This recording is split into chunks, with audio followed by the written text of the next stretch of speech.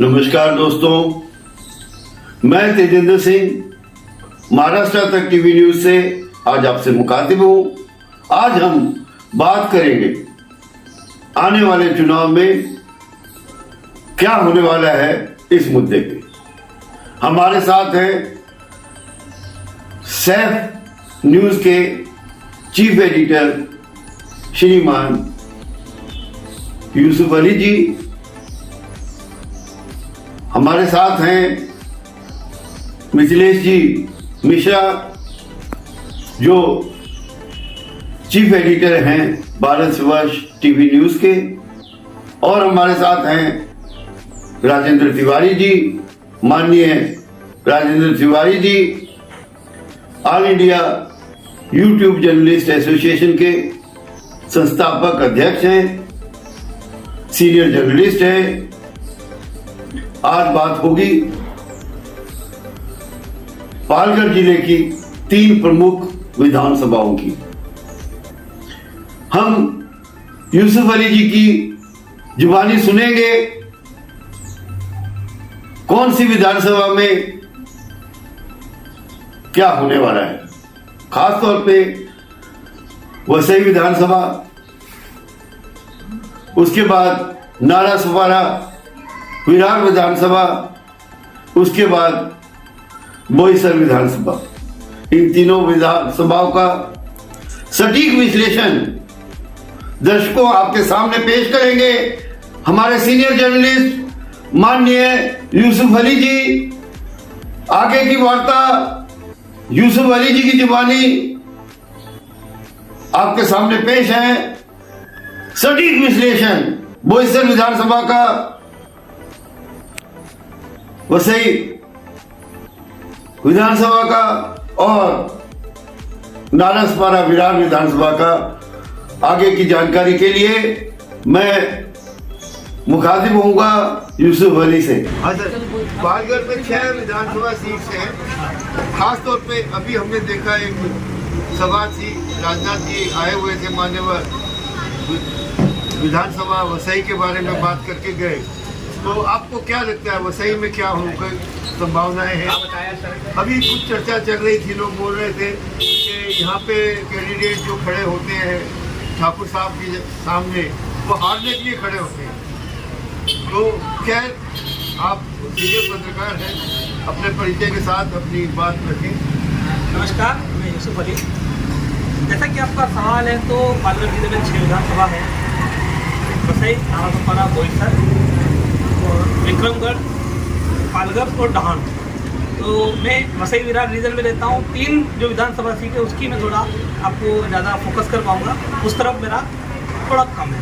अब जैसा वसई में कहा, तो वसई में पिछले 35 साल से एक ब्रांड है, वो है हितेंद्र ठाकुर, जो किसी ज़माने में कांग्रेस से थे, बाद में उन्होंने अपना पक्ष बनाया बहुजन विकास आघाड़ी। और तो हितेंद्र ठाकुर एक ब्रांड है, और मैं नहीं कहता हूँ, ये यहाँ के लोग खुद विपक्षी पार्टियों के लोग बोलते हैं कि हमारे जो नेता है उनके खिलाफ हारने के लिए खड़े होते हैं।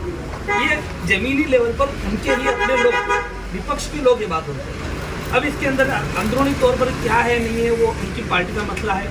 आज एक बड़ी सभा हुई, आपने देखा, तो सभा में यहाँ स्थानीय किसी मुद्दे को लेकर बात हुई, और कुछ सीनियर लोग भी गायब थे उस सभा में से, ऐसा सुनने में आया। आपने देखा है ना, अभी पालघर राजनाथ सिंह रक्षा मंत्री यहाँ आए, लेकिन हमारे क्षेत्र के सांसद मौजूद नहीं है स्टेज पर। हो सकता है चुनाव है, कहीं वो रैली में गए होंगे, लेकिन उतना तो समय दे ही सकते हैं, या तो उनको इतनी वैल्यू नहीं है। एक सांसद है, उनकी भी जिम्मेदारी, और सांसद भाजपा के खाते से है, ये सीट भाजपा की, या तो भाजपा को लग रहा है कि हम ये हार रहे हैं, तो ठीक है, जो खाना पूर्ति करनी है वो करो। जी जी। जैसा कि इस सीट का वसई की कहा जाए, तो वसई में जो मुख्य लड़त है, वो यहाँ का जमीनी सर्वे से बताता है कि बहुजन विकास आघाड़ी के हितेंद्र ठाकुर और कांग्रेस के महाविकास आघाड़ी के विजय पाटिल, इनके बीच में जहाँ दुबे टक्कर देगी, वोट काटेगी, क्योंकि महायुति और खासकर भारतीय जनता पार्टी का अपना एक वोट बैंक है, लेकिन वो फिलहाल तीसरे स्थान पर चल रही है। अब जिसमें पार्टी को जिस तरह से प्रचार करना चाहिए, जिस तरह से अपनी बातों को रखना चाहिए, पार्टी रख पा रही है कि आप देख रहे हो राजनाथ सिंह जी जो इतने बड़े नेता आए, उनके यहाँ मौजूद उनके मंच पर खुद सांसद नहीं है, दूसरे स्थानिक कई नेता गए थे, सिर्फ एक जिलाध्यक्ष थे खाना पूर्ति के तौर पर। तो कई चीज़ें कई मायने रखती, ये मेरा मानना है। हाँ, और उनके आने से पहले कुछ सीनियर नेताओं के अक्सर भाजन होते हैं, वो भी हमने देखा नहीं हुआ।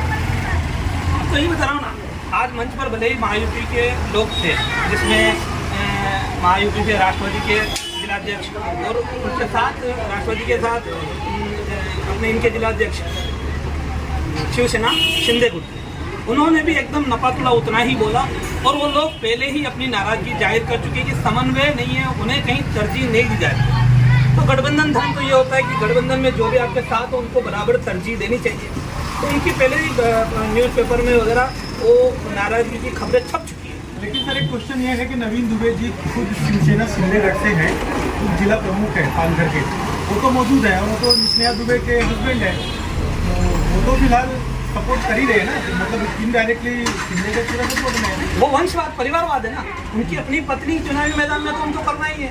उन्होंने टिकट मांगा था ना लघुपरा से, उनको टिकट नहीं मिला और यहाँ उनकी पत्नी को अपने दम पर टिकट नहीं मिला। वो वंशवाद के तौर पर विवेक पंडित जी जो एक ब्रांड है, किसी जमाने में वसई से विधायक चुन चुके हैं और विवेक पंडित जी श्रमजीवी संगठन के अध्यक्ष है। पिछले टर्म में अभी 5 सालों में उनको राज्य मंत्री का दर्जा था, आदिवासी आढ़ावा समिति का उनको चेयरमैन बनाया गया था, जो राज्य मंत्री दर्जे का पोस्ट थी। तो उनके बलबूते पर जहाँ तक खबरें जो सामने आई थी, ऐसा सुना जा रहा था कि महायुति ने उनको वो टिकट जो देने के लिए ऑफर किया था कि आप यहाँ चुनाव लड़िए। तो उन्होंने कहा कि नहीं, मैं नहीं लड़ूंगा, आप मेरी पुत्री है स्नेहा दुबे, उनको दीजिए। हाँ, ये बात जमीनी बात के सामने आई, इंटरनल चीज़ है, लेकिन हम पत्रकार लोगों को कहीं ना कहीं से कुछ खबरें सूत्रों के हवाले से मिल जाती है। अगर विवेक पंडित जी लड़ते थे तो जीत जाते नहीं, शायद उनको अपने आप पे खुद पे भरोसा नहीं रहा होगा, इसके लिए उन्होंने टिकट नहीं मांगा कि अगर चलो मेरी, उनको ऐसा लगा होगा कि मेरी अगर हार होती है तो नाम मेरा ब्रांड खराब होगा, और अगर मेरी पुत्री बाई चांस जीत जाती है, क्योंकि तिरंगी लड़ाई है, मैंने भी बताया, अगर बाई चांस जीत जाती है तो एक बड़ा नाम होगा कि विवेक पंडित, तो ठीक है, उनकी पुत्री ही जीत गई। तो दोनों फैक्टर है। आप देखो विवेक पंडित जी खुद इस मंच पे मौजूद नहीं है, एक पिता जिनकी वजह से अपनी उनकी पुत्री को ये मिला। और सबसे बड़ी बात, और जिनकी बड़ी फैन फॉलोइंग है, विवेक पंडित जी की फैन फॉलोइंग। और यहाँ तक नहीं, पालघर जिले में पूरी फॉलोइंग है। और एक बड़ी बात, अभी तक स्नेहा दुबे जी काफ़ी नफातुला भाषण दे रही थी, लेकिन आज का आपका इन्होंने उनका भाषण सुना होगा तो उन्होंने राजनाथ सिंह जी के मंच पर होने के टाइम पर एक बात कही कि यहाँ अवैध कब्रिस्तान बन रहा है। तो ये सिर्फ लोगों को गुमराह किया जा रहा है। ये जिस कब्रिस्तान की बात कर रहे हैं वो कब्रिस्तान यहाँ से थोड़ी दूर सन सिटी में सर्वधर्मी दफन भूमि है। वो कई सालों से रिजर्व 5 कम्युनिटी के लिए रिजर्व है और वो रिजर्वेशन महानगर पालिका ने उस पर बनाया है। महानगर पालिका हैंडओवर करने वाली है, किसी ने उधर अवैध कब्जा नहीं किया है और कोई ऐसा वो नहीं है। सिर्फ और सिर्फ तुष्टीकरण की जो राजनीति है ना, ये उसमें साध रही। अभी तक उन्होंने कभी ऐसा बयान नहीं दिया था, लेकिन यहाँ उन्होंने इस तरह का बयान दिया कि मेरी लाश पर से बनूंगा, तो काफ़ी बड़ा बयान है। तो ये कहीं ना कहीं राजनाथ सिंह जो बड़े नेता यहाँ है और हिंदुत्ववादी जो भारतीय जनता पार्टी का चेहरा है, उसको देखकर उन्होंने ये दिया है। लेकिन अगर हकीकत देखने जाओ तो यहाँ उनकी इन शो। लेकिन पिछली बार विजय पाटिल 76,000 वोट लाए थे, जबकि नितिन ठाकुर जी का 1,07,000 वोट था, बहुत क्लोज तक पहुँच गए थे। लेकिन विजय पाटिल का उतना प्रचार दिख नहीं रहा है, ना किसी मीटिंग में जाते हैं, ना किसी से मिलते हैं, यहाँ तक मीडिया को इंटरव्यू भी नहीं दे रहा है किसी ने किसी मीडिया से बात नहीं किया अभी तक विजय पाटिल। हमारे चैनल को अभी सब्सक्राइब करें और बेल आइकन दबाना न भूलें। धन्यवाद।